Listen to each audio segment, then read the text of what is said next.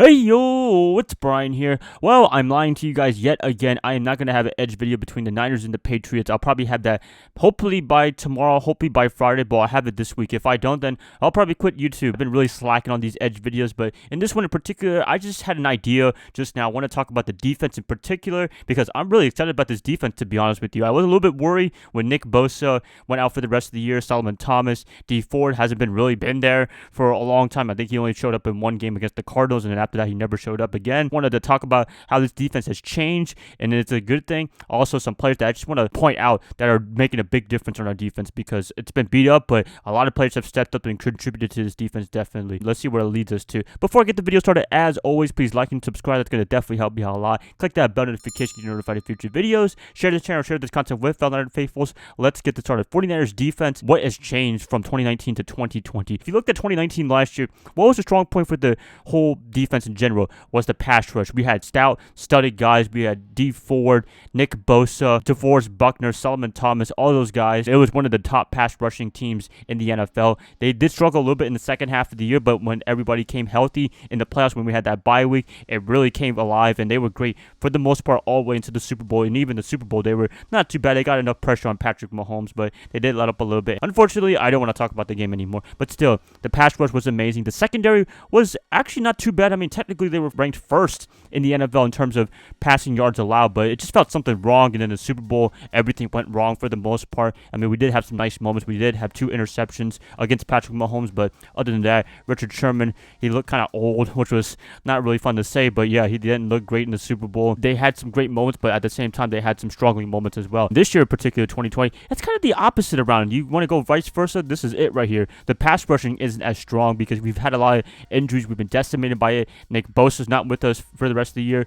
Thomas is not with us for the rest of the year. Dee Ford, I mean, as I said, he just hasn't been showing up because of a back injury and looks really serious right now. And they traded for a guy named Willis from the New York Jets for like a 6th or 7th round pick. But it looks really serious on what's going on with Ford right now. But anyways, the pass rush is really different. The guy that we got was Javon Kinlaw, rookie from South Carolina. He's doing a good job so far. Buckner's not with us anymore as well. He's with the Indianapolis Colts. So there's been a lot of changes on this defensive line. For the most part, it's a bunch of guys that you quote-unquote wouldn't know on a household name. But so far, I think it's done an okay job. I think they could do a better job at getting pressure to the quarterback even more, getting some actual sacks, because the game against the Rams, they didn't get any sacks against Jared Goff, but luckily it was bad Jared Goff that showed up. You have Deion Jordan, the only guy that got a quarterback hit. Kerry Hyder, he's been the big surprise for our defensive line. He's done a great job for us, and he's been a diamond in the rug, I guess you want to call it, but he's been doing a great job for us so far in this 49ers pass rushing game. Kinlaw, as I said, I think he's doing a great job as well. Linebacking core, I think it's gotten even better than last year. I mean, you look at Fred Warner,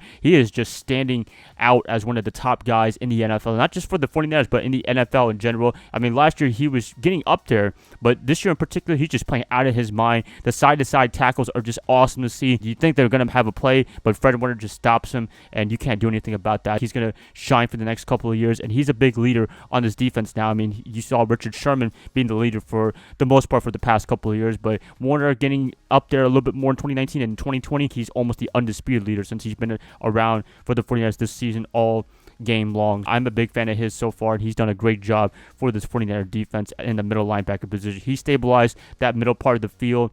He's done a great job. Greenlaw, he's done a great job as well. Greenlaw and Alexander, I wish he was available to play more, but he was not available for this game. I don't know if he's going to be available for this game coming up. We'll see then, but he's a little bit injury prone, and that kind of scares me a little bit, but still, he plays his heart out. I got to respect that definitely. Secondary, this is the one I want to talk about the most out of any position for the defense. I just feel a little bit better now ever since the game we played against the Rams, because the game against the Dolphins a couple of weeks ago, that was pretty disastrous, I would say. I think the 49ers had to address a couple of things. We did have some injuries upon it. I mean, as I said, Richard Sherman, he's been out for a while. He hasn't been playing. Emmanuel Moseley was out for a little bit as well. Verrett, he was coming alive as one of the top cornerbacks in the NFL, if you didn't know that by now. The secondary was just complete garbage, I would say, complete trash. Anybody opposite to Verrett, they were going to pretty much target all the time. And the biggest example was Brian Allen and Ryan Fitzpatrick. I mean, Fitzpatrick just went off against Allen. They definitely exposed that. Robert Saleh didn't make any changes, which was really surprising, and they didn't even yank him, which was the bigger surprise. That was pretty disappointing disappointing right there, and I thought that the secondary was going to struggle for the rest of the season.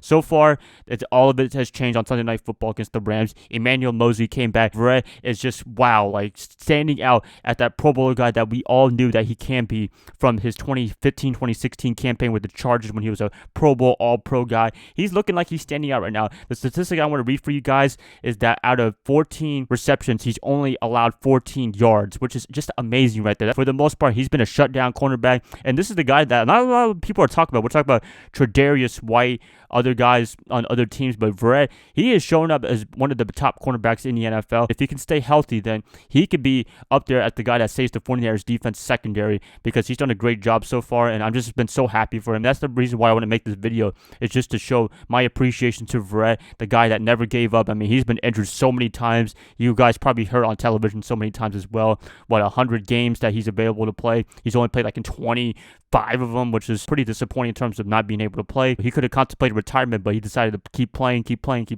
And last year, he suffered another setback from ankle injury or whatever, and then he was out for the rest of the year. This year in particular, we needed him because a lot of people were going out due to injury. He took a chances of opportunities. Boom. He's looking like one of the top shutdown quarterbacks in the NFL. He's been really impressive. I've been happy for him. I'm pretty sure a lot of you guys have been happy for him as well. He's doing a great job stabilizing our secondary. Emmanuel Moseley definitely deserves a lot of respect as well. We don't talk about him too much around the 49ers circles, but he definitely deserves a lot of respect. After watching the Dolphins game, the Eagles game, those particular matches where the secondary was kind of shaky, was very bad, very garbage for the most part. You have Moseley, who was able to stabilize that other side to Verrett. Now you can't just be throwing it all day to them and taking advantage of their limitations, I would say. I mean, Moseley, he can give up some plays a little bit, but for the most part, he's been able to stabilize, and that's what really impressed me the most in that game. I mean, he's definitely an MVP in my book against the Rams, just because you couldn't be able to bully that other guy opposite to Verrett. Verrett, as much as I would give him a lot of respect, all-pro guy, you got to give a lot of credit to Moseley as well. 49ers defense 2020 is going to be leaning more to the secondary. I mean, is this going to be another LOB defense? I'd love to think so, but probably not. I mean, the injuries are just rattling this team right now, but so far, the secondary is pretty much our strength right now. I know it's only one game. I know it's against the Rams. You know, they have some things going on with them, but at the same time, they usually don't go with the secondary to be one of the top positions for the 49ers. It's usually the pass rush, but now Saleh is going to have to adjust to that just a little bit, and I think this might be a good thing for the 49ers. I mean, you have Cam Newton coming up next against the New England Patriots. He's not going to be throwing the ball as much because he also has limitations himself, but he's going to be running the ball quite a bit, being a mobile quarterback, because our defensive line isn't really quite suited up to face mobile quarterbacks. But at the same time, this can open up a lot of opportunity for the 49ers defense to make plays with the linebackers, defensive line, and if you have two very, very good secondary cornerbacks, one shutdown cornerback in particular, then it could really do a lot of great opportunities for the 49ers defense. So I'm hoping everybody can stay as healthy as much as possible. I'm hoping that this secondary can hold on to as much as they can until Richard Sherman comes back as well. So a lot of rotation plays, a lot of rotations going on. Will we have a cornerback controversy when Richard comes back? I don't know yet. I mean, he's scheduled to come back probably week 12, which is a very, very long time from now. We have a bye week in week 11. That's about like 5 games that he has to miss even more. So it looks really more serious than people think, in my opinion. So, yep, San Francisco defense has changed a lot, probably for the good. I can't wait to see what Jason Verrett and company have to do even more for this week against the New England Patriots. That's pretty much it, you guys. Please let me know what you guys think about the defense so far. I like what you guys say in the comments below. If you guys like this, please like and subscribe. That's going to help me out a lot. I'll be catching you guys up hopefully tomorrow, if not on Friday, when I do my edge videos against the Patriots. I'll see y'all then. Bye, guys. I love y'all. Y'all have a great rest of your night. Go Niners all day. Hot boys.